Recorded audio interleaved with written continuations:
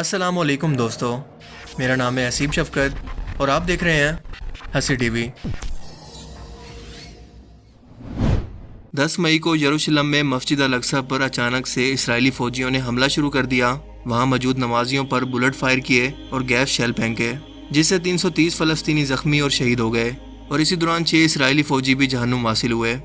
اب اس تنازع کی وجہ یہ ہے کہ فلسطین کو آہستہ آہستہ مسلمانوں سے خالی کروا کر اور مسجد الاقصی کو شہید کر کے یہودیوں کو ہیکل سلیمانی تعمیر کرنا ہے۔ اور ظاہر ہے کہ اگر فلسطینی مسلمان اس علاقے کے اندر موجود ہوں گے تو اس کے بعد ایک اچھی خاصی ریٹیلیشن اور جنگ کی صورتحال پیدا ہوگی، لہٰذا انہیں یہاں سے نکالنا ضروری ہے۔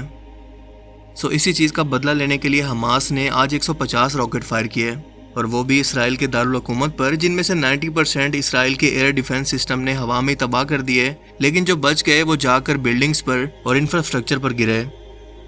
آپ کو بتاتا چلوں کہ حماس فلسطین کی آزادی کی تحریک چلانے والی ایک اسلامی جہادی تنظیم ہے، جسے 1987 کے اندر اسی مقصد کے لیے بنایا گیا کہ یہودیوں کو مزید آباد کاری سے روکا جائے اور انہیں فلسطین سے نکالا جائے۔ اسرائیل کا ایئر ڈیفنس سسٹم ایک ٹارگیٹڈ سسٹم ہے جو کہ ہوا سے راکٹ فائر کر کے اپنی طرف بڑھنے والے شارٹ رینج راکٹس کو یا میزائلز کو ہوا کے اندر ہی تباہ کر سکتا ہے، لیکن کچھ میزائل پھر بھی بچ کر حملہ کرنے کے اندر کامیاب رہے، اور یہ میزائل تل ابیب کے شمال میں موجود ہولون شہر کے اندر گرے، جس کی وجہ سے 3 اسرائیلی زخمی ہو گئے۔ غزہ کی ساحلی پٹی سے آپریٹ کرنے والی اس اسلامک تنظیم کو اسلامی ممالک فنڈ کرتے ہیں، مثلاً ایران، ترکی، اردن، شام، مصر اور دوسرے عرب ممالک جو اپنا نام ظاہر نہیں کرتے، کیونکہ دنیا کے سامنے اگر وہ نام کو ظاہر کر دیں گے تو ان پر بھی امریکہ کی طرف سے پابندیاں لگ جائیں گی اور ان کی سازشوں کا شکار ہو کر یہ ملک اپنے آپ کو مزید مشکل میں ڈال لے گا۔ لیکن ترکی ایک واحد ملک ہے جو کہ کھلم کھلا دعویٰ کرتا ہے کہ وہ حماس کی ہر طرح کی مالی اور اسلحے سے مدد کر رہا ہے۔ اسرائیلی فوجوں نے جب غزہ کی ساحلی پٹی پر قبضہ کر لیا تو 2014 کے اندر ایک ایگریمنٹ کے ذریعے اس جنگ کو روکا گیا، اور 2007 میں حماس نے ایک بار پھر سے غزہ پر کنٹرول حاصل کر لیا، جس کے بعد سے معاہدے کی خلاف ورزی کرنے کے بعد یہودیوں نے مسلسل غزہ پر حملے جاری رکھے ہوئے ہیں۔ ابھی حال ہی میں حماس کے 150 راکٹ فائر کیے جانے کے بعد اسرائیلی ایئر فورس نے غزہ پر ایئر سٹرائک کیا ہے، جس کے نتیجے میں انہوں نے ایک بلند و بالا اسکائی اسکریپر عمارت کو میزائل کے ذریعے تباہ کر دیا، بنا یہ پرواہ کیے کہ اس عمارت کے اندر کتنے بے گناہ لوگ موجود ہیں۔ ان کے دعوے کے مطابق انہوں نے 130 ملٹری ٹارگٹ کیے، جس کے اندر 15 کمانڈر حماس کے شہید ہو گئے۔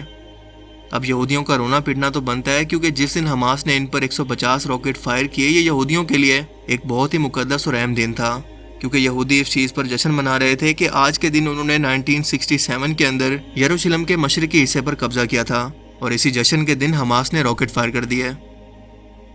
میں نے آپ سے پہلے بھی کہا تھا کہ جب تک ان لوگوں کو تکلیف نہیں پہنچائی جائے گی، ان سے بدلہ نہیں لیا جائے گا، انہیں سمجھ نہیں آئے گی کہ کسی کے گھر میں گھس کر اسے جلانے پر، اس کی زمین پر قبضہ کرنے اور اس کے گھر کے لوگوں کو مارنے کی تکلیف دراصل ہوتی کیا ہے،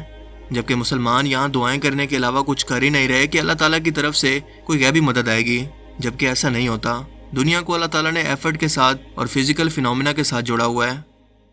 پہلی بات تو یہ ہے کہ اللہ تعالیٰ کی غیبی مدد ایمان والوں کے لیے آتی ہے، اور مسلمان تو اپنے مفاد کے لیے فرقوں میں بڑھ چکے ہیں، بے عمل اور بے کردار ہو چکے ہیں۔ ہمیں صلاح الدین ایوبی تو چاہیے جو کہ ایک بار پھر سے مسجد الاقصی کو یا فلسطین کو فتح کرے، لیکن کیا اسے پیدا کرنے والی با حیا اور با کردار ماں ہمارے درمیان، ہمارے معاشرے کے اندر موجود ہے؟ ذرا سوچ کر بتائیں۔ اور دوسری بات یہ ہے کہ اگر غیبی مدد سے ہی سب کچھ حاصل ہو جاتا تو لاکھوں صحابہ جو کہ جنگوں کے اندر کافروں کے خلاف جہاد کرتے ہوئے شہید ہو گئے۔ ہم سب مانتے ہیں کہ وہ اللہ کے ولی تھے، تو کیا وہ گھر بیٹھ کر دعائیں نہ کرتے اور اللہ تعالیٰ کی غیبی مدد کا انتظار کرتے، اور اللہ تعالیٰ بنا کسی ایفرٹ کے رومن اور پرشین امپائر ان کے قدموں میں ڈال دیتے ہیں؟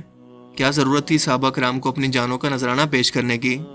اللہ کے رسول صلی اللہ علیہ وآلہ وسلم کے دندان مبارک جنگ احد کے اندر لڑتے ہوئے شہید ہوئے، آپ صرف دعا کر کے پوری دنیا کو فتح نہ کر لیتے؟ دانت کے شہید ہونے کا مطلب آپ سمجھتے ہیں کہ جب دانت کسی چیز سے ٹکرا کر اچانک سے ٹوٹ جائیں، وہ تکلیف کوئی عام تکلیف نہیں ہوتی۔ پوری کائنات کے نبی جن کے دندان مبارک شہید ہوئے کافروں کے خلاف جہاد کرتے ہوئے، حضرت فاطمہ رضی اللہ تعالیٰ عنہ دوڑتی ہوئی آپ کے پاس آئی، حضرت علی رضی اللہ تعالیٰ عنہ نے ڈھال کو الٹا کر کے اس کے اندر پانی جمع کیا اور آپ کے خون کو روکنے کی کوشش کی۔ کافروں کو تبلیغ کرنے پر آپ صلی اللہ علیہ وآلہ وسلم پر ایسے پتھر برسائے گئے کہ آپ کے جوتے خون سے بھر گئے، اور آج اس نبی کی امت یہ چاہتی ہے کہ گھر بیٹھے بیٹھے کافروں کے خلاف وہ کی بورڈ پر جہاد کرے یا پھر اللہ تعالیٰ کی طرف سے کوئی غیبی مدد آئے، انہیں اس کام کے لیے کچھ نہ کرنا پڑے۔ افسوس، صد افسوس، دنیا کو اللہ تعالیٰ نے ایفرٹ سے جوڑا ہے۔ تاریخ میں تو کئی بار کعبہ پر بھی حملہ ہو چکا ہے، لیکن ہر بار اللہ تعالیٰ کی طرف سے پرندے اسے بچانے کے لیے نہیں آئے۔ آگ بھی صرف ایک ہی بار حضرت ابراہیم علیہ السلام کو بچانے کے لیے ٹھنڈی ہو گئی تھی، لیکن اس کے بعد وہ اپنی فطرت کبھی نہیں بدلے گی، کیونکہ دنیا کا نظام آپ کی ایفرٹ سے جڑا ہوا ہے، اور اگر ہر چیز کے اندر اللہ تعالیٰ کی غیبی مدد آنا شروع ہو جائے تو کافروں پر بھی حق ظاہر ہو جائے گا، ان کو بھی یقین آ جائے گا کہ اللہ تعالیٰ کی ذات موجود ہے۔ لیکن دنیا کے اندر رہتے ہوئے بنا دیکھے اللہ تعالیٰ کی ذات پر ایمان رکھنا ہی تو دنیا کے اندر اصل امتحان ہے۔ آپ صلی اللہ علیہ وآلہ وسلم کی حدیث مبارکہ ہے جس کا مفہوم یہ ہے کہ کافروں کے دلوں پر رعب رکھنے کے لیے اپنی فوجوں کو ہر وقت تیار رکھو تاکہ وہ اس کے خوف سے حملہ نہ کر سکیں۔ آپ اندازہ لگائیں کہ یہودی ایک چھوٹے سے حملے کے بعد اتنا زیادہ بکھلا گئے ہیں، اگر ان پر اکٹھے ہو کر مسلمان فوجیں مسلط ہو جائیں تو ان کا کیا حال ہوگا؟ لیکن ہم مسلمان جو پہلے رنگ، نسل اور پھر فرقوں کے اندر بٹے ہوئے ہیں، اکٹھے بھلا کیسے ہوں گے؟ خوشی ہوئی یہ سن کر کہ ترکی کے دارالحکومت انقرہ کے اندر اسرائیلی جھنڈوں کو جلا کر احتجاج کیا گیا۔ مصر اور اردن نے بھی کھل کر اسرائیل کی مخالفت کی، جبکہ سعودی عربیہ نے نیوٹرل بیان دیا کہ دونوں ملک اس تنازع کو نارمل کرنے کی کوشش کریں۔ لیکن اگر تنکوں کی طرح بکھرنے کی بجائے سب اسلامی ممالک اکٹھے ہو کر اتحاد بنا لیں اور ایک پوائنٹ پر جمع ہو جائیں تو ان کی کیا مجال ہے کہ فلسطین یا دوسرے کسی اسلامی ممالک پر یہ ظلم کر سکیں؟ لیکن ظاہر ہے کہ بزدل بندہ یہ موقع کبھی نہیں چھوڑتا کہ کمزور پر ظلم کرے۔ لیکن آپ اس بارے میں کیا سوچتے ہیں؟ اپنی قیمتی رائے کا اظہار کمنٹ سیکشن میں ضرور کیجیے گا۔ اللہ تعالی ہمیں سمجھنے کی اور عمل کرنے کی توفیق عطا فرمائے، آمین۔